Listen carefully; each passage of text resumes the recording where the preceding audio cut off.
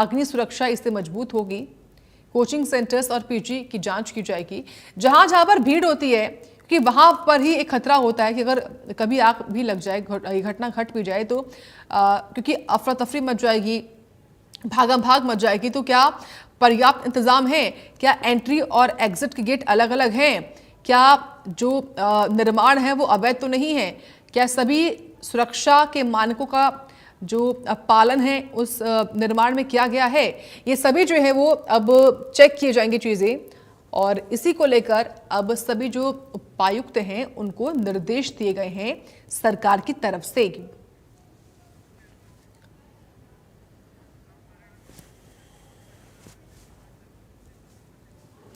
चलिए और जानकारी हम लेते हैं। इस वक्त हमारे तमाम सहयोगी ग्राउंड से जुड़े हुए हैं लाइव और अधिक जानकारी के साथ। इस वक्त फरीदाबाद से ब्यूरो चीफ पूजा शर्मा हैं, गुलशन ग्रोवर हैं साउथ हरियाणा ब्यूरो चीफ, साथ ही सचिन कौशिक हैं सोनीपत से। सबसे पहले पूजा आपके पास आती हुई आप बताइए, फरीदाबाद में, क्योंकि दिल्ली एनसीआर में फरीदाबाद आता है, कई कोचिंग सेंटर्स यहाँ पर है, पीजी भी होंगे, तमाम तरह के यहाँ पर होटल भी होंगे, तमाम चीजें होंगी जहाँ पर भीड़ भाड़ रहती है। क्या आपने इंतजाम देखे हैं खुद जब आप ग्राउंड पर जाती हैं, और अब सरकार के जब निर्देश सामने आ चुके हैं तो उनके हिसाब से क्या यहाँ पर इंप्लीमेंटेशन होता नजर आ रहा है? बिल्कुल साक्षी, देखिए हरियाणा सरकार ने आगजनी की घटनाओं को रोकने के लिए जो एहतियातन जो है जिस तरह का निर्णय लिया है वो बिल्कुल सराहनीय है। क्योंकि अगर फरीदाबाद की ही मैं बात करूं तो फरीदाबाद में अगर ग्राउंड पर देखें तो ग्राउंड पर फायर सेफ्टी को लेकर उतने इंतजाम पुख्ता नजर नहीं आते हैं।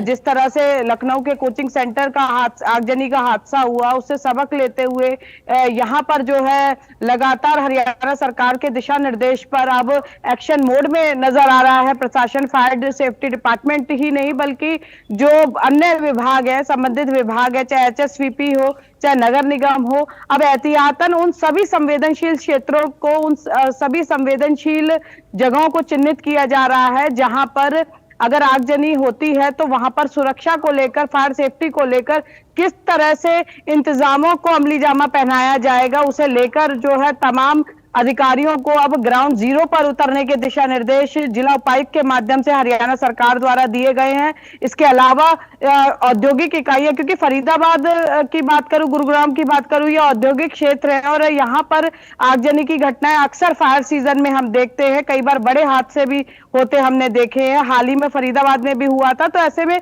औद्योगिक इकाइयों में न केवल फायर सेफ्टी के इंतजाम पुख्ता करने के लिए, उनको सुनिश्चित करने के लिए ऑडिट्स की जाएंगी फायर सेफ्टी डिपार्टमेंट द्वारा, बल्कि कर्मचारियों को प्रशिक्षित करने के लिए कभी आगजनी की घटना होती है तो कैसे फायर ब्रिगेड के पहुंचने से पहले ही किस तरह से आवश्यक कदम उठाने चाहिए, उसके लिए प्रशिक्षित जो है वहां कर्मचारियों को किया जाएगा प्रबंधन के माध्यम से। फायर सेफ्टी अधिकारी वहां पर मौजूद होंगे, खुद जिला उपायुक्त इस पूरे जो है अभियान की मॉनिटरिंग करेंगे। इसके अलावा बाजारों की बात करूं, ऐसे बाजारों की बात करूं जहां पर संकरी गलियां हैं, वहां अगर आगजनी की कोई घटना होती है तो वहां जान माल का नुकसान ना हो, खासकर कोई बड़ा हादसा घटित ना हो, इसके लिए क्या एहतियात बरती जानी चाहिए उसे लेकर अधिकारियों के साथ बैठक सुनिश्चित की जा रही है। इसके अलावा ये देखा जा रहा है कि कहां पर किस तरह से फायर की अगर कोई घटना होती है तो वहां पर जो फायर टेंडर है या फिर और जो फायर सेफ्टी के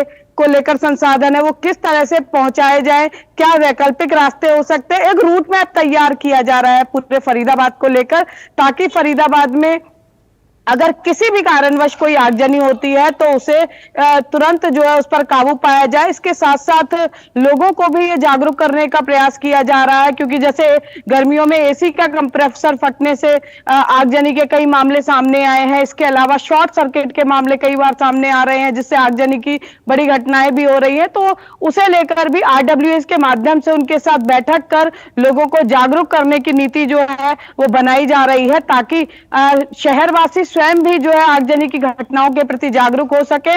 और निश्चित तौर पर हरियाणा सरकार ने ये ऐसे समय पर ये अहम निर्णय लिया है जब लगातार आगजनी की घटनाओं से माल के साथ साथ जान की भी हानि हो रही है। तो इसे जो है काफी सकारात्मक रूप से देखा जा रहा है। अब जरूरी है कि ग्राउंड पर सरकार के इस निर्णय को जो है अमली जामा पहनाया जा सके, ताकि आगजनी के जो हादसे होते हैं उन हादसों को एहतियात बरत कर साक्षी उन पर काबू पाया जा सके। ठीक है, गुलशन, आप बताइए, गुरुग्राम तो साइबर सिटी है, यहाँ पर कई होटल हैं, कई मॉल हैं और साइबर हब होने की वजह से काफ़ी यूथ भी यहाँ पर रहता है।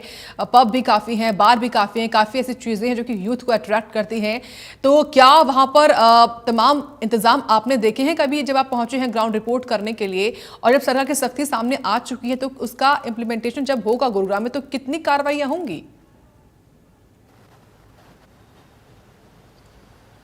देखिए, गुड़गांव में 500 फॉर्चून कंपनियां भी हैं, पीजी भी हैं, होटल भी हैं, बार भी है, क्लब भी हैं, रेस्तरा भी हैं।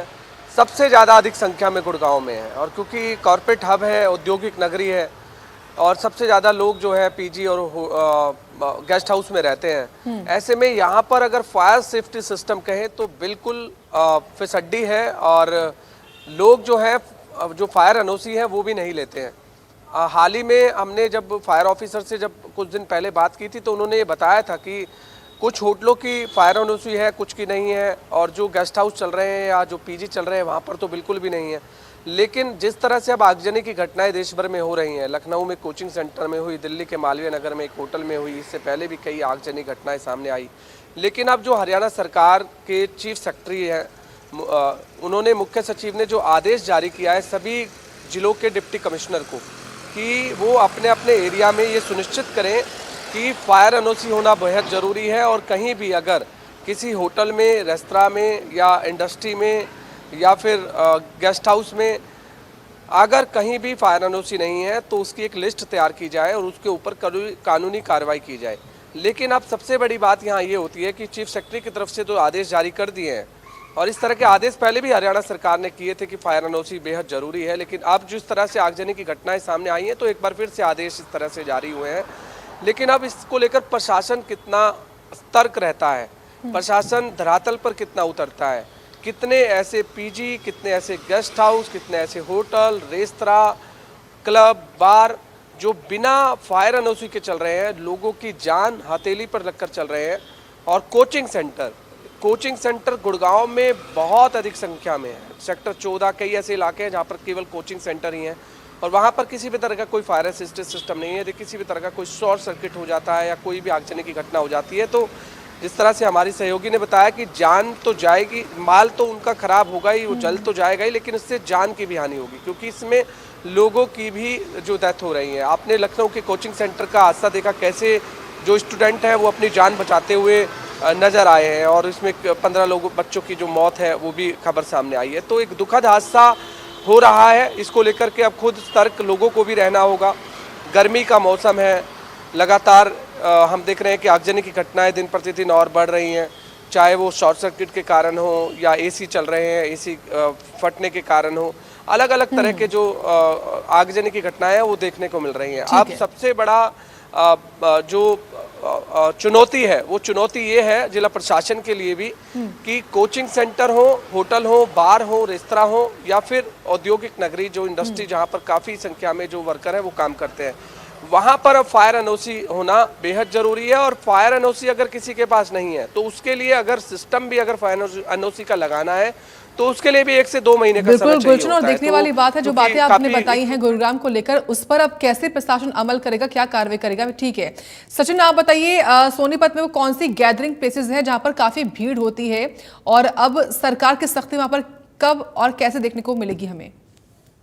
जी बिल्कुल, देखिए जो आगजनी हुई है साक्षी, उसके बारे में अगर हम बात करें तो लखनऊ में जो आगजनी हुई थी उसमें सोनीपत का एक स्टूडेंट था जो वहां पर जा रहा था, और उसने वहां पर नई नई नौकरी पकड़ी थी, और जो नौकरी उसने पकड़ी थी 7 से 8 दिन उसके हुए थे, और जब उसके इंस्टीट्यूट में जब वहां पर आग लगी तो उसमें वो उसको बचना मुश्किल हुआ, और धुएं का उसका दम घुटा जब वो वहां पर एक्सपायर हुआ। उससे पहले उसने अपनी माँ से भी बात की और मैं कहा कि माँ मुझे बचा दो। इस तरह की घटना को देखते हुए यहाँ पर सोनीपत से अगर हम बात करें, कोचिंग सेंटर की बात करें या बाजार की बात करें, औद्योगिक क्षेत्र की बात करें, तो सोनीपत के अंदर सुभाष चौक जो है, ये गढ़ है इंस्टीट्यूट का, सेक्टर 15 है, उसके अंदर भी इंस्टीट्यूट काफी है, जो कोचिंग सेंटर है वो काफी है। और उसके आसपास की अगर बात करें तो जो कच्चे क्वार्टर का बाजार है, जहां पर पहले भी 2000 से पहले वहां पर आग लगी थी जिसमें काफी लोगों की मौत हुई थी, और उसी के देखते हुए अगर प्रशासन इनकी लिस्ट जारी करता है तो मेरे ख्याल से सोनीपत के अंदर करीबन 100 के आसपास जो इंस्टीट्यूट है वो बंद होने के कगार पर है, क्योंकि दर्जनों जो है इंस्टीट्यूट है वो नीचे जो है उसके नीचे है बेसमेंट की तरफ जो बने हुए हैं। और वहीं अगर बात करें तो जो बड़े इंस्टीट्यूट है वो भी काफी मंजिलों पर है, जो काफी मंजिलें हैं उनकी बनी हुई है। अगर किसी तरह का शॉर्ट सर्किट या कंप्रेसर फटने का, एसी का कंप्रेसर गर्मी के कारण अगर वो फटता है तो जाहिर सी बात है लोगों को, बच्चों को वहां से निकलने का मौका नहीं मिलेगा। अगर हम कच्चे क्वार्टर की बात करें, जिस तरह से वहां पर भीड़ होती है, लाखों लोग जो है और सुबह से शाम तक शॉपिंग करते हैं, इसी दौरान जो अतिक्रमण है वो भी बड़ा सवाल उठता है, क्योंकि अतिक्रमण से ही भीड़ बनती है और जब भीड़ बनती है तो लोगों को आने जाने में काफी समस्या होती है। और इस समस्या के कारण यदि अगर कोई हादसा होता है तो लोग वहां से निकलने में भी नाकाम रहते हैं और जिससे जान माल का भी खतरा होता है। और ये जान माल का जो खतरा है इससे काफी लोगों को परेशानी होती है। और जो औद्योगिक क्षेत्र है, जैसे कुंडली हुआ, राई हो गया, बालगढ़ हो गया और बड़ी हो गया, ये सबसे बड़े औद्योगिक क्षेत्र है जहाँ पर लाखों मजदूर जो है वो काम करते हैं, किराए के मकान में रहते हैं। औद्योगिक जो बिल्डिंग है वहां पर फायर एनओसी का अगर हम बात करें तो किसी के पास है, किसी के पास नहीं है। और सबसे बड़ा सवाल यही होता है कि जिनके पास फायर की एनओसी नहीं है वो फैक्ट्रियां जो चला रहे हैं। अगर हम बात करें मुरतल के अंदर ढाबे भी, बिल्कुल बड़ी बात है ये सचिन आपने जो बताई। बहुत धन्यवाद सचिन आपका, गुलशन आपका, पूजा आपका, विस्तार से बताने के लिए, इस खबर के बारे में जानकारी हमको देने के लिए। तो देखिए, संवेदनशील क्षेत्र पर अब निरीक्षण अभियान जो है वो चलाए जाएंगे। इसके अलावा जो भीड़ भाड़ वाले क्षेत्र है उनको चिन्हित भी किया जाएगा। और